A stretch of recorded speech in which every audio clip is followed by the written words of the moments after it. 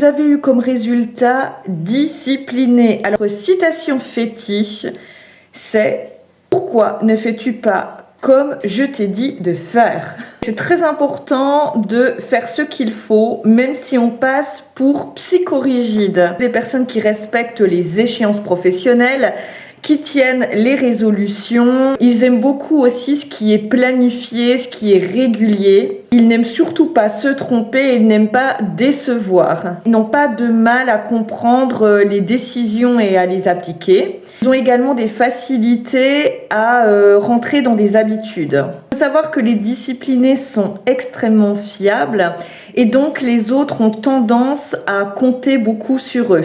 Les disciplinés, ils se sentent prisonniers des contraintes qui sont imposées, qui sont fixées, et même parfois celles qui se fixent eux-mêmes. Mais en même temps, le fait d'être disciplinés, ça leur permet d'atteindre leurs objectifs. Ils savent quand même profiter de la vie, ils savent prendre soin d'eux.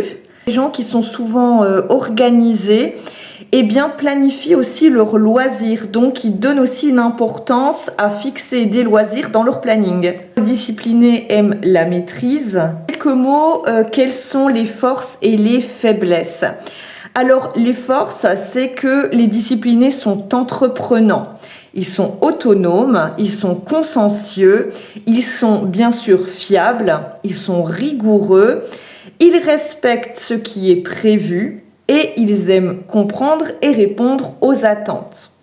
Les faiblesses des disciplinés, eh bien, c'est qu'ils sont souvent sur la défensive, ils sont rigides ou psychorigides, ils manquent de souplesse face aux imprévus. Ils peuvent paraître très souvent dépourvus d'humour, ils paraissent souvent coincés.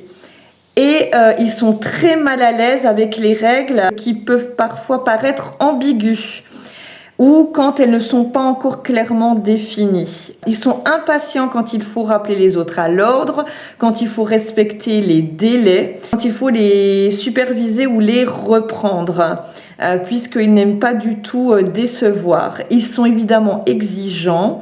Ils peuvent stresser les autres pour respecter à tout prix les règles, même quand il n'y a pas forcément d'urgence. Alors, au travail, eh bien, les disciplinés sont plutôt des bons collègues sur qui on peut compter puisqu'ils prennent des initiatives et ils vont respecter le travail. Et généralement, ils n'ont pas forcément besoin d'être supervisés à partir du moment où les règles sont claires. Très bien être des indépendants ou des entrepreneurs. Ils n'auront pas forcément de difficultés pour avoir des postes à responsabilité. Les disciplinés ont vraiment du mal de comprendre pourquoi d'autres personnes n'arrivent pas à respecter les règles, n'arrivent pas à répondre aux obligations. Le problème des disciplinés au travail, c'est que souvent, ils sont contrariés que les autres ne fonctionnent pas comme eux.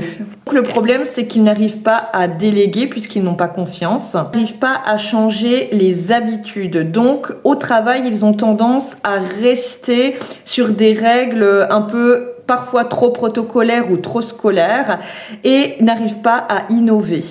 Dans le personnel, si vous avez un conjoint discipliné ou si vous êtes conjoint discipliné, il y a des avantages et des inconvénients. Vivre avec un discipliné, c'est surtout avoir de bonnes habitudes et éviter tout changement.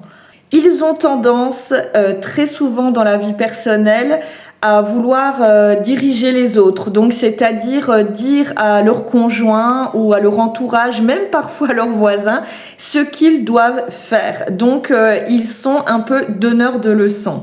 Si vous avez un enfant de typologie discipliné, généralement, les parents d'enfants disciplinés ont plutôt la paix puisque c'est des enfants qui respectent les règles. Ils sont plutôt autonomes et les parents n'auront pas besoin d'être sans arrêt derrière eux pour leur dire quoi faire puisque les disciplinés n'oublient pas ce qu'ils doivent faire et d'ailleurs ils préfèrent même le faire directement eux-mêmes.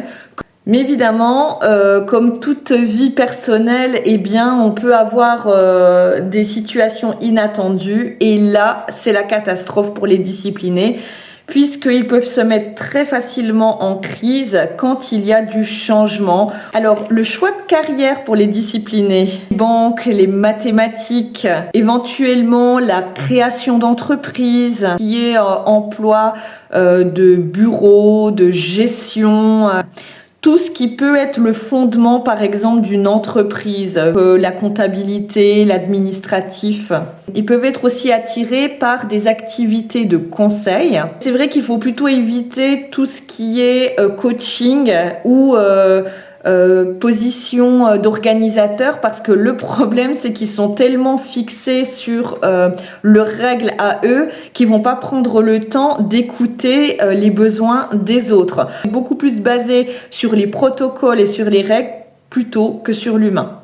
Donc en résumé, pour interagir avec un discipliné, eh bien il répond facilement aux attentes. Il est autonome, il respecte les échéances, il peut porter un projet et prendre des initiatives sans forcément être dirigé ou encadré. Il aime ses habitudes et il a du mal de s'en défaire. Il n'aime pas du tout s'adapter à des imprévus. Il déteste faire des erreurs. Bien sûr, il n'aime pas les erreurs des autres non plus. Il peut facilement s'énerver ou être sur la défensive. Si on lui suggère qu'il n'est pas à la hauteur ou qu'il a peut-être fait une erreur. Il aime aller au bout des choses.